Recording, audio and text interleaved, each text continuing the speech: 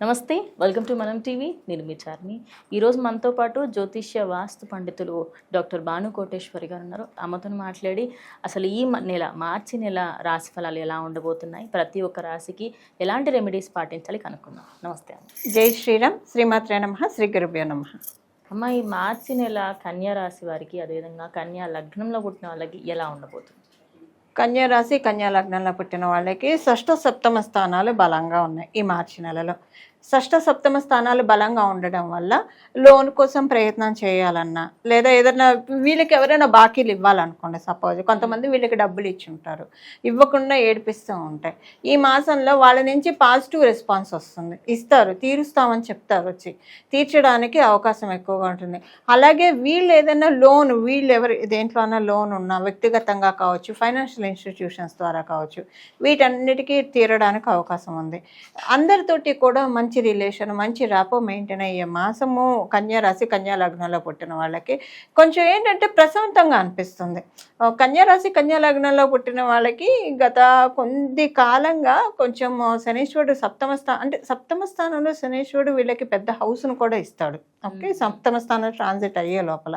But at the same time కష్టపడుతున్నారు మానసికంగా లేదా శారీరకంగా. ఎక్కువగా శారీరక ఒత్తిడి, వాళ్ళు తిరగని ప్లేస్ లేదు, ఎక్కువగా తిప్పిస్తాడు ఆయన. సో ఇలా లేదంటే ఇంట్లో అయినా సరే అంతకుముందు చేయని పనులన్నా చేయిస్తాడు, కూర్చోడానికి వీల్లేదని చెప్తాడు. సో ఇదేంటంటే దీంట్లోంచి ఈ మాసం నుంచి బయటపడతారు. అయితే ఇప్పుడు మనం తెలుసుకునేవన్నీ కూడా బాలలకి, అంటే 5 years లోపల వాళ్ళకి, అలాగే 70 years అబోవ్ వాళ్ళకి ఈ కష్టపడ్డించడం ఇవన్నీ అంత అప్లికేబిలిటీ ఉంది. ఎందుకంటే ఇంకా 70 years దాటే అంటే గ్రహదేవతల ఇంపాక్ట్ ఏమంత ఉండదు. 5 సంవత్సరాల లోపల కూడా తల్లిదండ్రులకు ఉంటుంది, కానీ పిల్లలకి అంత ఉండదు.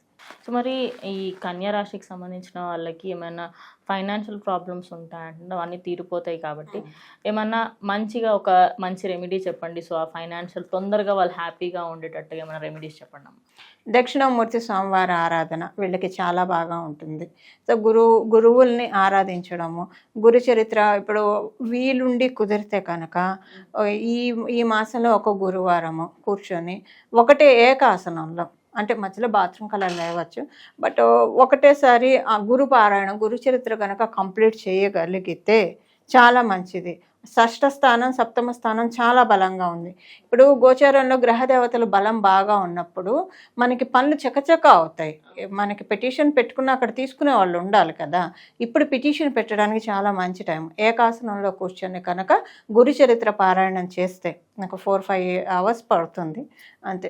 గురు చరిత్ర పారాయణం చేస్తే చూడండి లైఫ్ ఎలా టర్న్ అవుతుందో చూస్తారు వాళ్ళు. కన్యా రాశి వాళ్ళు చేస్తే ఖచ్చితంగా ఫలితాలు చూస్తారు. లేదా ఇంకా సప్తాహంగా చేయొచ్చు, వాళ్ళు ఒక రోజులో చేయకపోతే వారం రోజులు అలా చేయొచ్చు. బట్ ఒక్క రోజులో చేయగలిగితే చాలా మంచి ఫలితాన్ని చూస్తారు. మంగళం. నమో భగవతే వాసుదేవాయ. సో చూసారు కదా, ఇది ఇవాళ వీడియో. స్టే ట్యూన్ టు మనం టీవీ.